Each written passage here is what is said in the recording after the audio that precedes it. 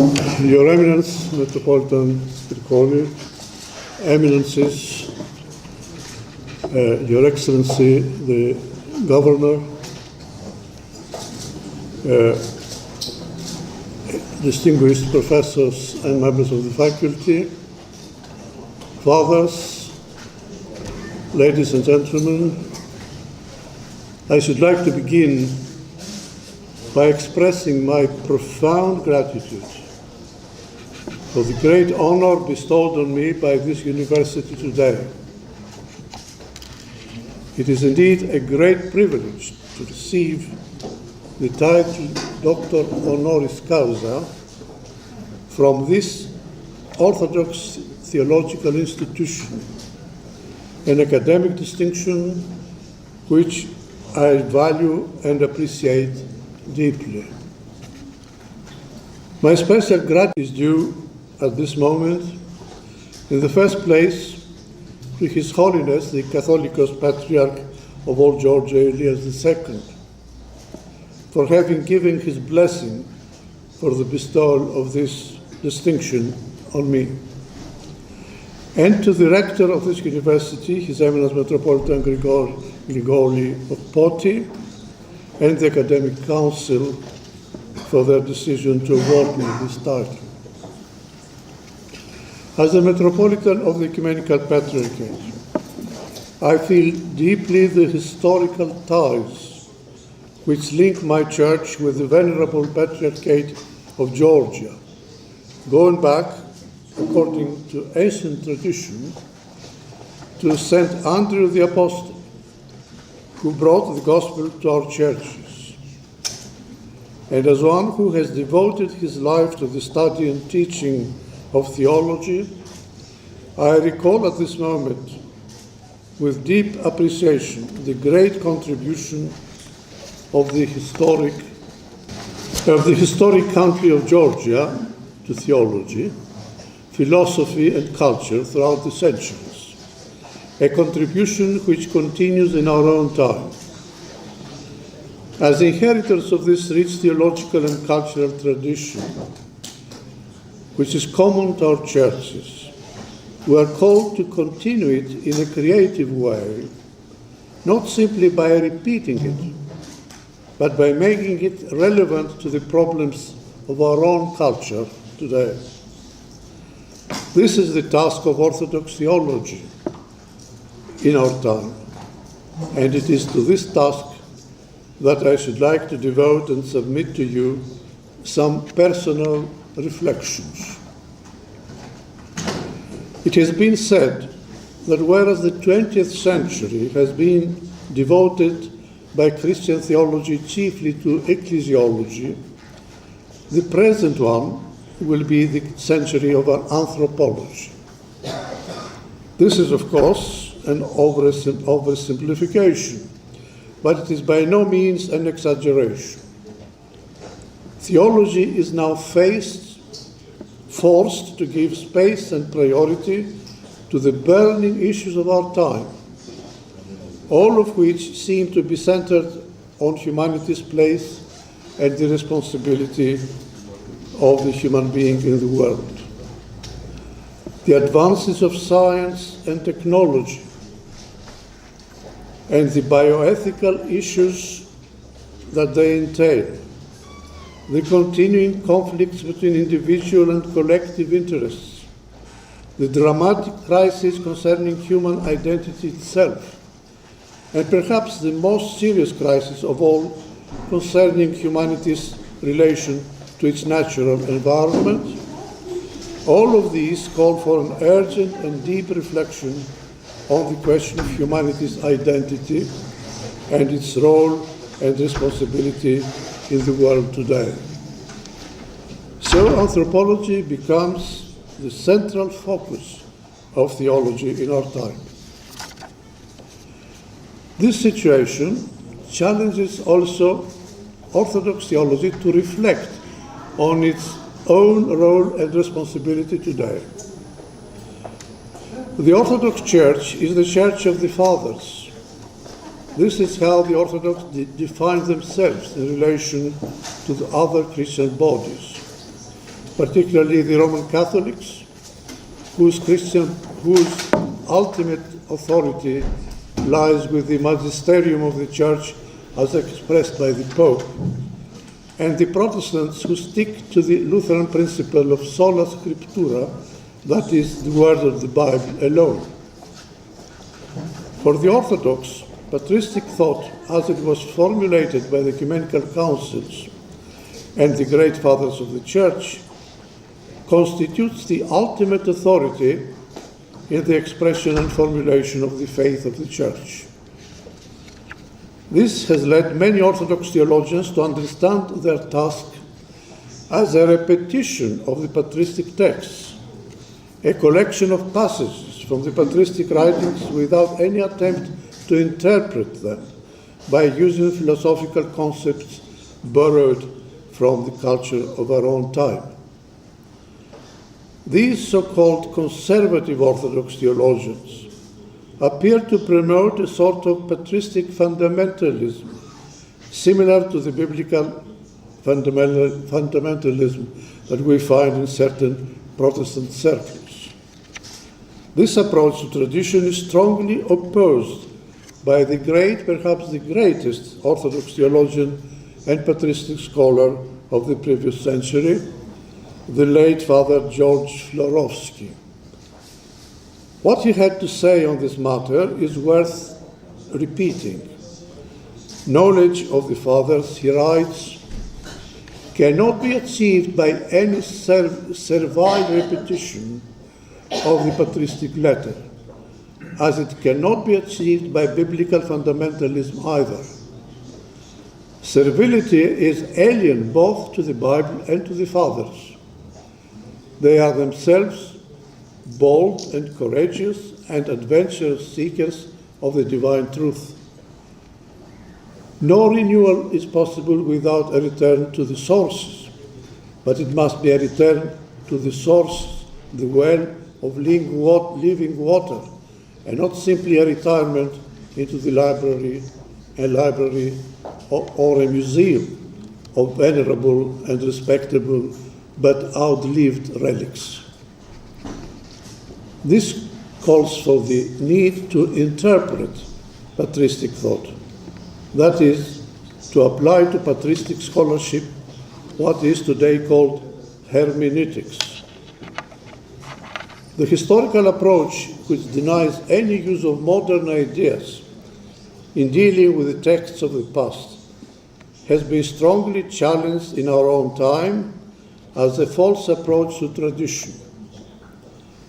As Hans-Georg Gadamer, the eminent German philosopher of last centuries, has aptly demonstrated in his book Truth and Method, we can never truly know a work of the past unless we bring it within the horizon of our own concerns and put to it our own questions. Any such hermeneutic should entail the fusion of the horizon of the past with the horizon of the present, of our own existential concerns and questions. It is only by applying this method that we can arrive at the relevance of patristic anthropology for our own time. The Fathers developed their anthropology in response to the challenges of their time. If their views are to have any relevance for our time, they must be placed in relation to our own contemporary questions. It is only in this way that they will avoid being turned into a venerable relic, to use Father Florovsky's illustration, and become a well of living water from which we can quench our thirst. So our task as Orthodox theologians today is to raise certain questions to the Fathers of the Church, with a view to obtaining answers to today's problems. How would patristic anthropology respond to the way the modern world, particularly as it has been formed by Western culture, understands and treats the human being? Obviously, we can only deal with the relevant issues of this vast subject selectively, and in a very general way, owing to the limited time at our own disposal. But it is hoped that the issues we shall raise and discuss, albeit probably in an academically inexhaustive way, will offer some indications of the message of the patristic thought to our own situation today. So how do we define the human being in patristic thought? What is man that thou art mindful of him? The psalmist asks God, a question repeated by the author of the letter to the Hebrews. How can the human being be defined? What do we mean by human being? There are two ways of defining anything. That is, of establishing its identity. One is by isolating it, describing its qualities and contrasting it with the rest of existing things. This approach was favored and applied by Aristotle, who based his epistemology on the to the T, this particular something, which should be our starting point in our observation, with a view to establishing its substance, its ousia, or qualities, etc. The other way of identifying something is by relating it with other things and establishing its identity through its relationships. This approach tends to be more and more the dominant one in today's science, particularly since Einstein's theory of relativity and quantum physics. According to this approach, there is nothing that can be defined in itself as an isolated individual, since the world we live in is an entangled universe in which everything depends on something else. Identities are not instituted, but they are constituted, according to today's physical sciences. Now, it is a striking characteristic of patristic anthropology that in defining the human being, it always places it in relation to non-human entities.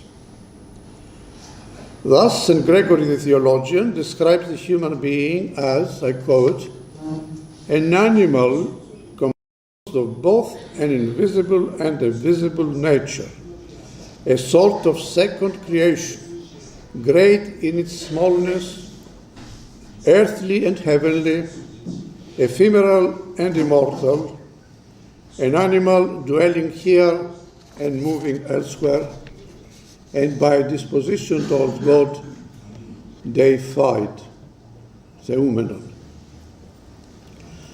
According to St. Gregory, therefore, we cannot identify the human being unless we relate it simultaneously to the animal world and to God. Any isolation of humanity from the rest of the animals, and by extension from the rest of the material creation, and from God would amount to a distortion and even a loss of its identity.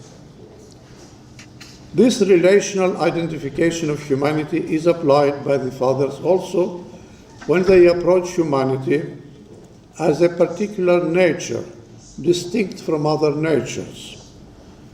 Following Aristotle and the prevailing philosophical language of their time, the Fathers would identify things by speaking of their nature, physis, or substance, ousia. This term was used in order to indicate the boundaries of an existing thing beyond which its specific identity is lost. No confusion of natures is ontologically permissible. It is commonplace in patristic anthropology to speak of human nature as totally other than divine nature, or the other, the nature of animals. But even in referring to humanity as a nature, the fathers would hasten to introduce a relational character to it.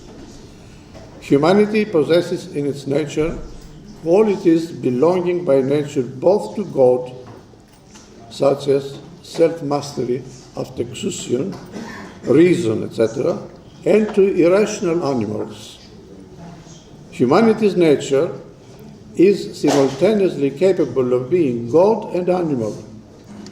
Human nature is thus other than God and the animals, while being united with both of them in an inseparable and unbreakable relationship.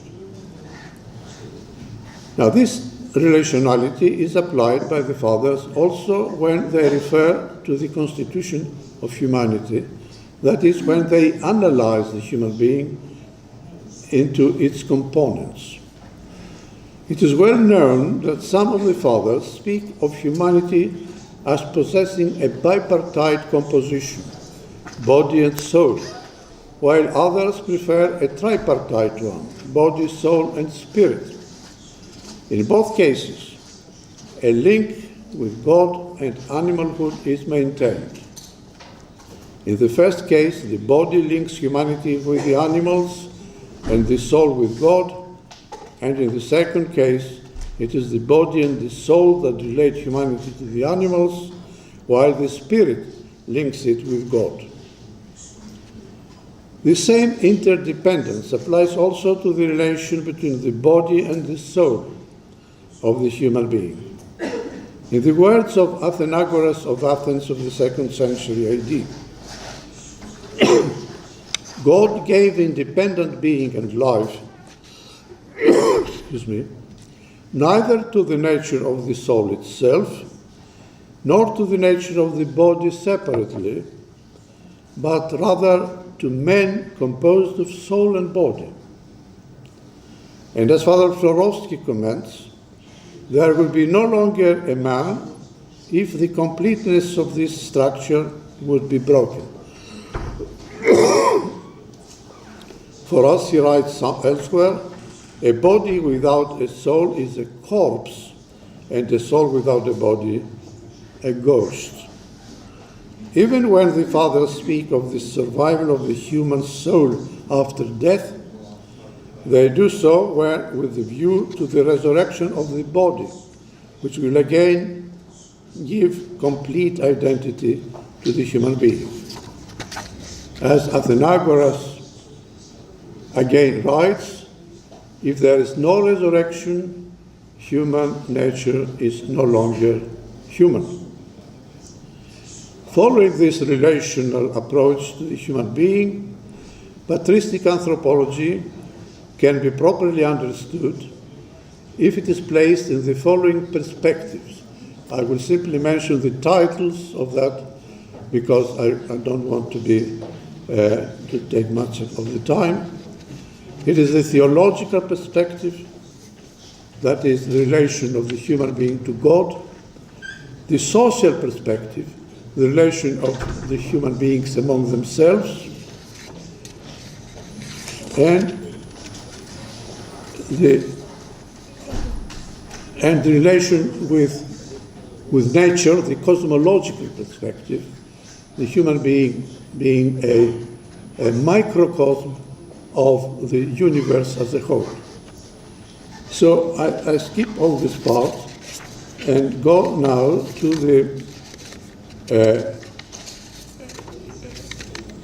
the part which refers to the modern world and its identification of the human being. Now, the understanding of the human being in our modern world has been formed by a variety of factors and intellectual trends. The following stand out as having affected the formation of modern anthropology in a decisive way.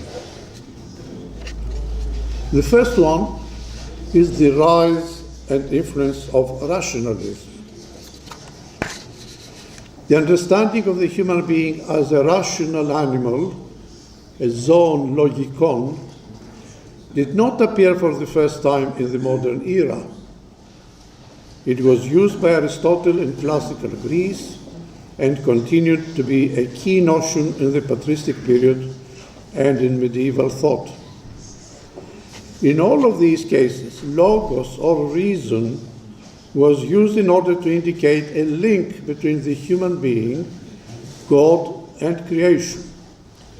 The human being possesses, through its reason, the capacity to relate to God and the rest of the world, the function of its logos being relational and unitive, as the Sanskrit root leg, which is the root of lego and logos, of the world indicates. Leg in the Sanskrit root means I relate things, I bring things together. As we say in modern languages, collective. When you collect, the reason is this leg, which is the Sanskrit, which is the reason of logos in Greek. And so logos is something that unites things. For the ancient Greeks, logos was always xenos, as they said, that is common. The faculty of the human being to bring the many into one, in the cosmos as well as in the state, in the polis. And for the Greek fathers, the link between creation, humanity, and God, the logi of creation, united in the logos of God, as we find in St. Maximus the Confessor, is again the function of uniting, not of separating. The medieval scholastics, too, maintained this relational character of reason by placing it in the broader context of the notion of being. This relational and unitive function of reason seems to have been lost in modern times. Already, for the most prominent thinkers of the Enlightenment, reason is identified with the cognitive judgment of the human being. That is, its capacity to distinguish between things, between true and false, as we find in Descartes, for example, or to calculate things, as we find it in Hobbes, or to recognize the causes of things and their effects, as we find it in Spinoza, or to reason, as we find it in Locke, etc. This association of reason with the intellect's capacity to argue logically seems to have established itself as the prevailing one, if not the exclusive one, in our own language today. Now, this understanding of reason as the function of cognitive judgment has had dramatic consequences for what we have called a relational definition of the human being. Both our relation with God and with the rest of creation has to pass through this cognitive judgment of human reason in order to be acceptable. Kant would permit religion to function only, as he says, within the bounds of reason. And Christian theology would succumb to the challenge by trying to produce rational arguments for God's existence, as we have them in apologetics, or appeal to the natural sciences for support, as in the case of Newtonian physics. The same sovereignty of human reason was also to dominate our relationship with nature. Francis Bacon would call the human being to treat nature as its slave, and Descartes advised us to become maître et possesseur de la nature, while Kant would invite us to be the judges of nature, bringing it before the tribunal of human reason. Our modern world has followed their advice, and the cost is now being paid by it, with the current ecological crisis. The second characteristic of modern anthropology is the rise of psychology. The introspective search of the human soul as a means of relating with God was not present among the Greek fathers. It was to be found for the first time, perhaps, in St. Augustine, with his Confessions, the Book of Confessions, in order to reach into modern times, including our own days. While for St. Augustine this inwardness was complemented with a very strong and deep theology of communion and relationship, in the modern times it acquired a strongly individualistic character, which has led to a detachment of the human being, both from God and from the rest of the human beings, not to speak of the material creation. Thus, from the sovereignty of reason, we have been led to that of conscience. The human being is distinguished from the rest of beings for its conscience, which becomes in this way the judge of what is right and what is wrong. Instead of the reason, is the conscience now that is the judge. An idea which has brought us to the labyrinth of modern views of morality, which is brought out by an eminent historian of ethics, Alistair MacIntyre, in a book called After Virtue. So conscience is taking in this way the place both of God and of our fellow human beings, and tends to define itself, to define being human itself. So the human being is defined as one who has conscience. This introspectiveness of the human being has reached its peak with the modern psychoanalysis. The idea of conscience was supplemented with that of self-consciousness. And that in turn was replaced by the emergence of a science dealing with the investigation of the depths of human soul into the unconscious. So from conscious we move to self-conscious, and from self-consciousness to the unconscious, in order to explain specific forms of behavior and cure conditions causing distress and illnesses. Without any intention to minimize or undervalue the importance of this science, I cannot but note its association with the contribution to an anthropology centered on the ego, that is the individual. This does not rule out relationality in the understanding of the human being, for it is through the investigation of one's relations that the ego is formed and constituted. And yet the point remains that in this instance too, as in the case of rationalism, it is the human being itself that constitutes the axis of its identity. We identify the human being as an self-definable entity. The third characteristic is the domination of technology. There is probably nothing more characteristic of our modern world than the domination of technology. This domination is so powerful and widespread that the human being tends to be dependent on it in almost every aspect of its life. This dependence, which is in certain cases amounts to addiction, will probably become, if things continue the present course, an aspect of human identity itself.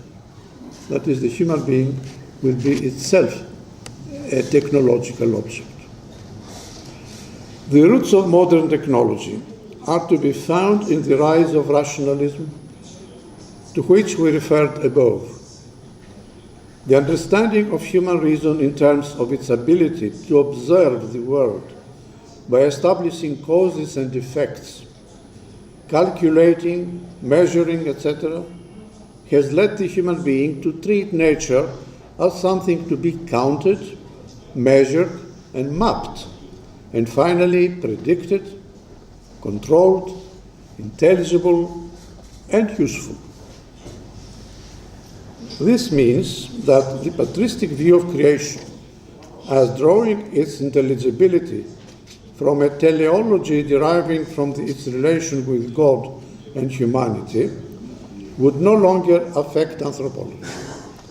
The human being is intervening brutally into the laws of nature, extracting from it energy and other qualities to be stored and used for purposes other than the ones intended by nature itself.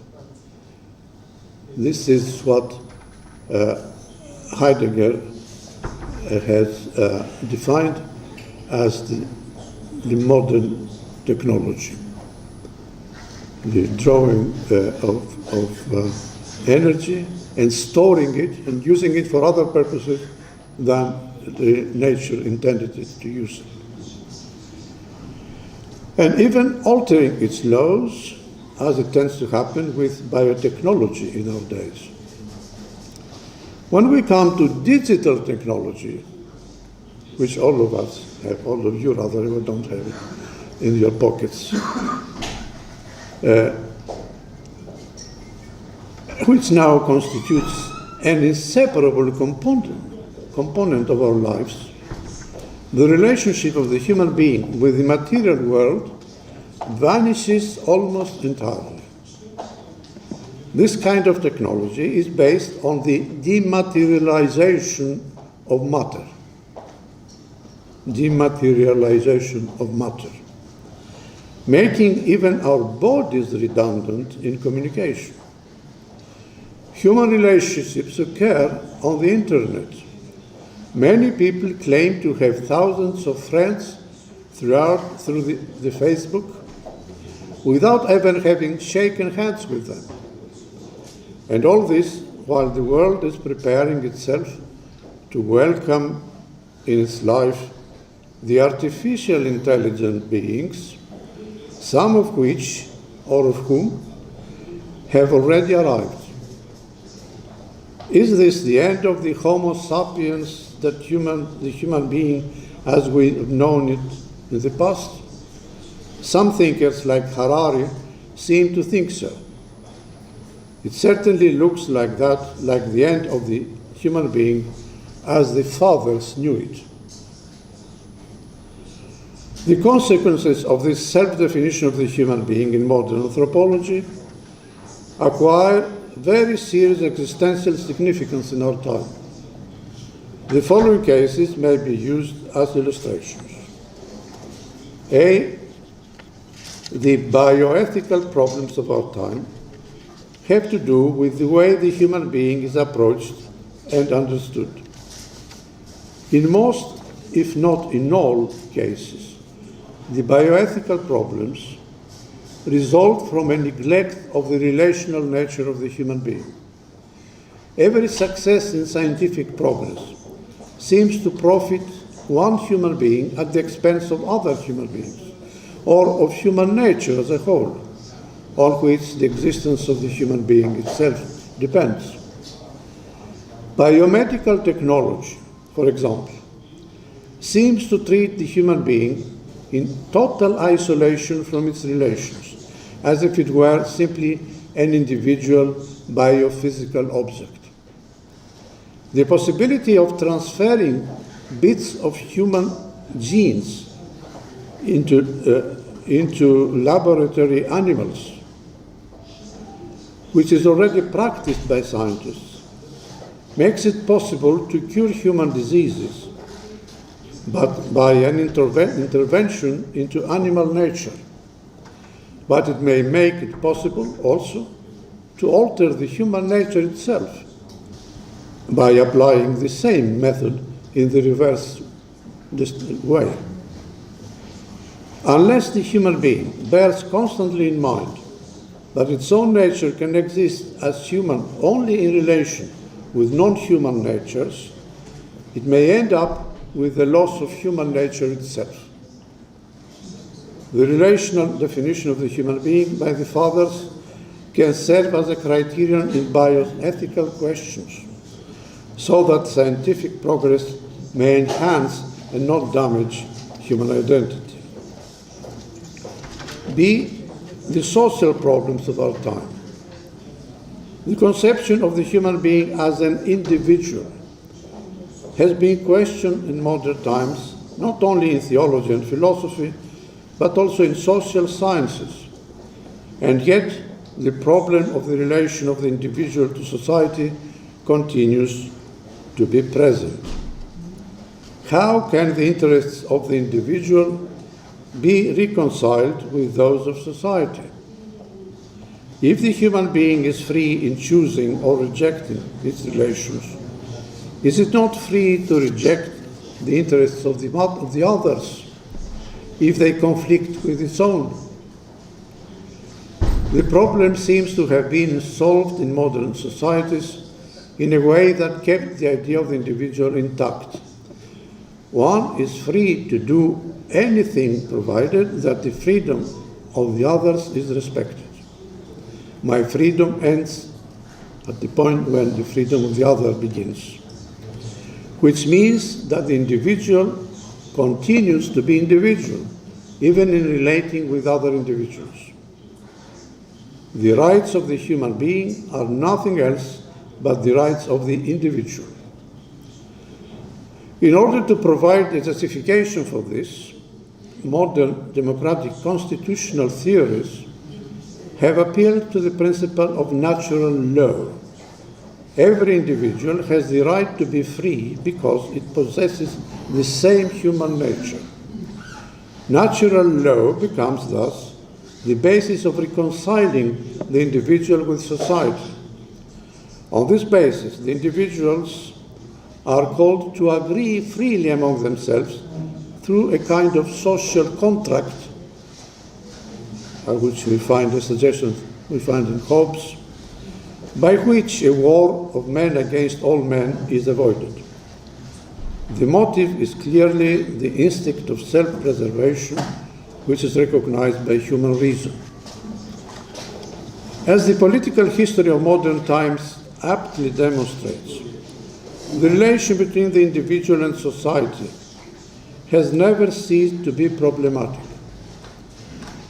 Is it the individual that constitutes society, or is it rather society that grants freedom to the individual, as Marxism would claim? The repeated social upheavals and revolutions in modern societies confirm the continuous existence of the problem created by individualism. See, finally, the ecological crisis. This crisis is due to the understanding of the human being as the Lord and proprietor of creation, that is free from its relation with God. It is at the same time due to a definition of the humanity without its relation with the rest of creation. Thus, many species are threatened with extinction because of the change of the climate and of other human activities. In other words, the ecological problem is the product of modern anthropology, which defines humanity as an autonomous being, free to reject or accept its relationship with God and other creatures. The ecological crisis shows that the existential consequences of modern anthropology can be extremely serious for the survival of humanity. And so, in view of all this, what is the task of Orthodox theology today? How can Orthodox theology make the patristic view of the human being meaningful in our time? What can it contribute to the solution of the problems created by anthropology of modernity and its individualistic conception of the human being? Orthodox theology, in my view, has three sources from which it can draw inspiration in making patristic anthropology relevant in our time. The first source is the theological concept of the person. As the late Father Florovsky observed, I quote from him, "The idea of personality itself was probably the greatest Christian contribution to philosophy." Unquote. The person is not the same thing as the individual. It is rather its opposite. The individual can be conceived in itself. It emerges through isolation as an independent entity. The person, on the contrary, emerges only through its relationship with other entities. There is no I if there is not a thou. Outside its relationship with the thou, the I disappears. This is the lesson we get from the theology of the Holy Trinity, as the Fathers presented it. When we refer to the Father, the Son and the Spirit are simultaneously present, and this applies also to our reference to the other persons of the Trinity. We cannot speak of the one without speaking at the same time of the others. That's what makes them persons rather than individuals. In employing the concept of the person in anthropology today, Orthodox theology would find an ally in modern philosophical thought as well as in today's physical science. Modern personalism, which emerged in the 20th century with philosophers such as Jacques Maritain, Nicolas Berdyaev, and especially Martin Buber, dealt a decisive blow on individualism by insisting that the human being as a person is constituted by its relations. It does not first exist and then relate, but it exists only in and by relating. Physical science, particularly since Einstein and quantum physics, extends this principle also into physical reality as a whole. Everything in the universe exists in relation to something else. The atomistic and mechanistic views of reality are no longer valid in scientific thought. The second source of inspiration for Orthodox theology is to be found in the Holy Eucharist. The Divine Liturgy is the place where individualism disappears and personhood emerges. In the Eucharist, the human being becomes the member of a body. It cannot be conceived as an independent and autonomous entity. This is why in the Orthodox Church, private liturgies are not allowed. In the Eucharist, we do not communicate with God as individuals, but as persons, that is, in communion together with our fellow human beings. And as St. John of Damascus defines Holy Communion, we unite through it not only with Christ, but also with one another. Now the Eucharist goes even further. We do not only unite with one another, but also with material creation. St. Irenaeus sees in the bread and wine of the sacrament the symbolic presence of the material creation, which is also sanctified with us. And in becoming the body of Christ, it acquires supreme dignity and value. The significance of this in the age of technology and the ecological crisis to which we referred earlier is obvious. The material creation is an inseparable part of our human identity, Our very existence depends on our relation with it.